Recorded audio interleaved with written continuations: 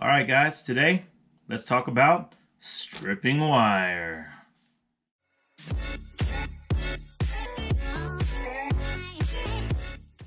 Today let's talk about what do we use to strip wire with.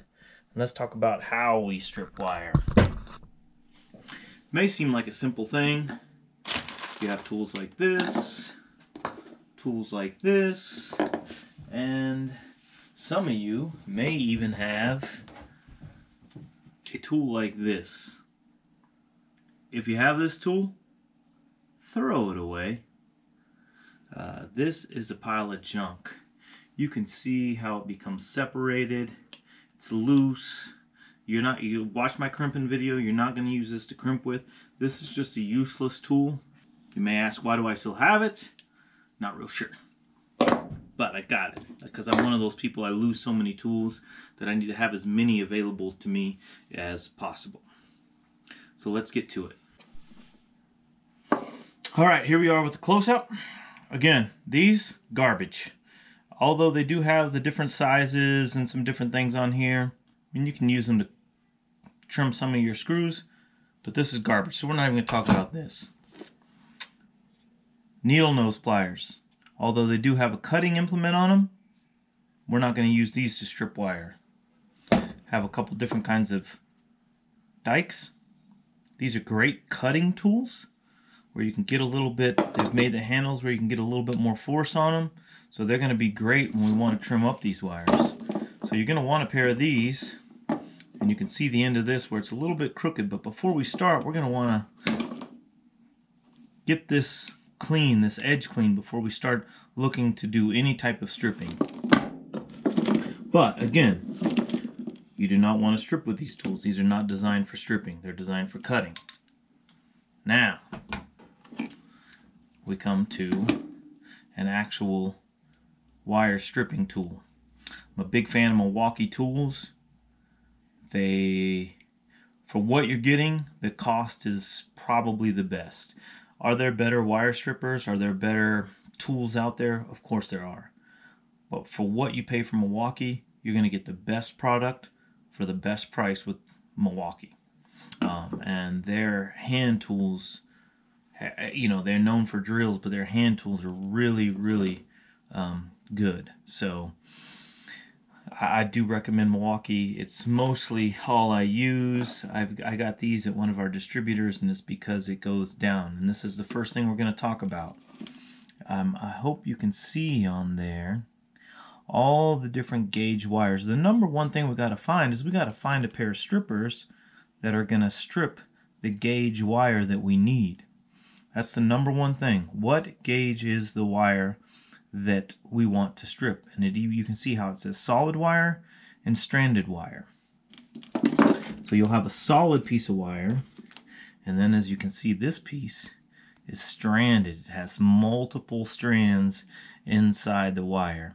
So we got to figure out A, what gauge is it, and B, what kind of wire is it. And it may seem like a very simple thing, but it's so important to know that, because if you don't, you're going to damage wire. And there's all different kinds of wires that you might use. The good thing is most of the wire you interact with is going to say right on the wire what it is. And you just got to find it. So you're going to look on there, and it's going to be usually written on the wire somewhere. Ha! I cannot believe this does not... Oh! Look at that. You're not even going to be able to see this. They didn't write it in black, you know, where you can see how it's printed on here. They actually just kind of stamped it inside the wire. Now, gauge, or AWG, okay, so this is 12 gauge wire. Now, this is what you're going to wire your house with. They're going to call it 2-conductor.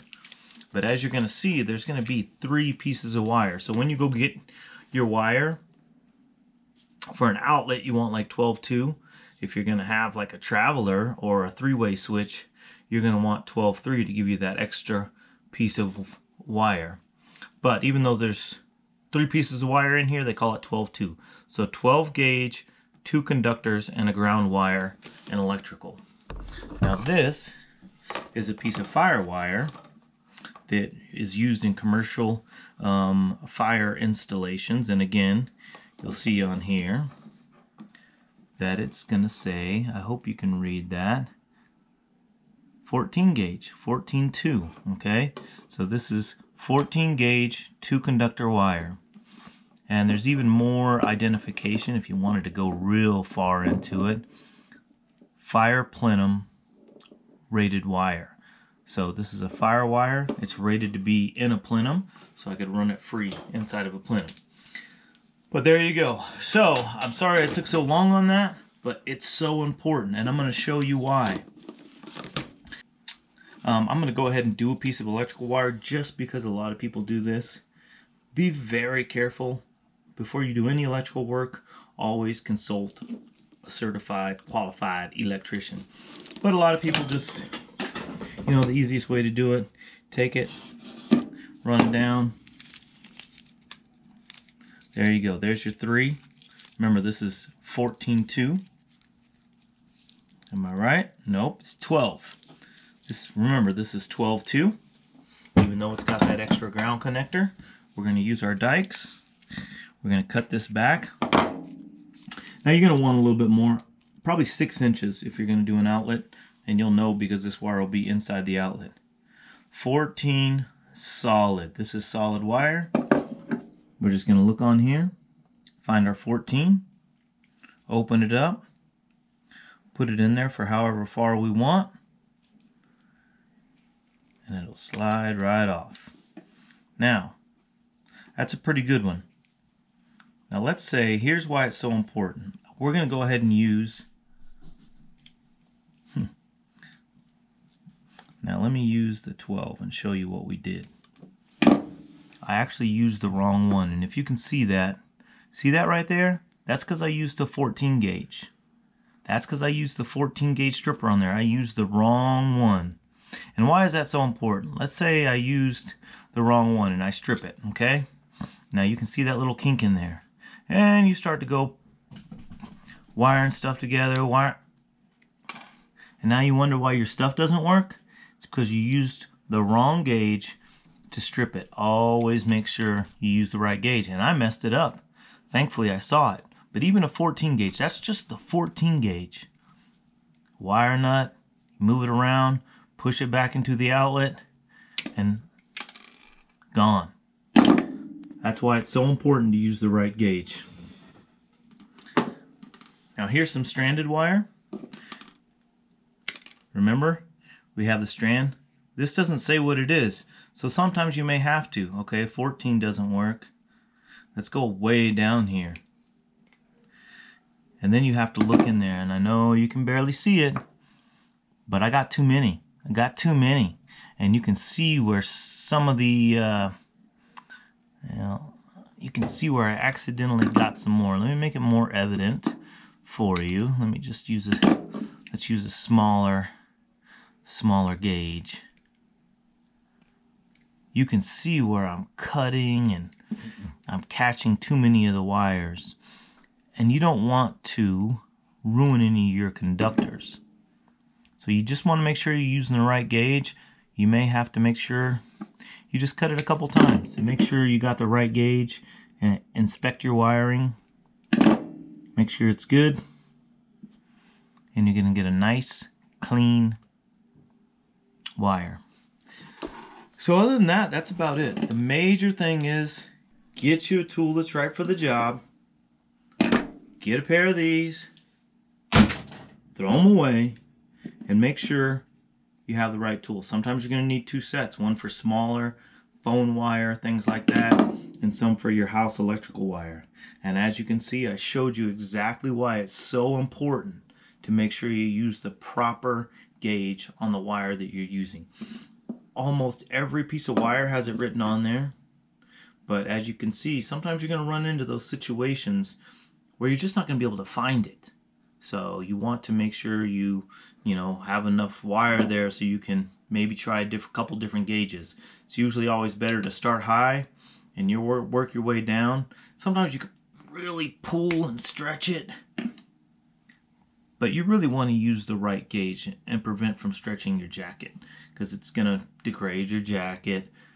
Is that going to cause a problem? Maybe, maybe not. But if you have the right gauge, it should just go right on, cut, come right off, good to go. Trim it down. Easy peasy. So if you got any other things like this that you want to see, please let me know. I do a lot of technical work, I'm not an electrician, I'm a technician. So we do a lot of low voltage things that we work with different types of electronics, and I can, we can go over whatever you want, resistors, wiring, how we use all the different technical and electrical tools. Might even be doing some meter training. But if you watch this and you'd like some of that, please tell me. Please let me know what you'd like to see. Subscribe, like, comment, and stick around. We've got all kinds of different stuff that goes on this channel. I do these how-tos on some of this stuff because it's just something that I really know how to do, and I can't wait to use it to, fix my tractor, or fix the lights on the car, or anything like that. Thank you.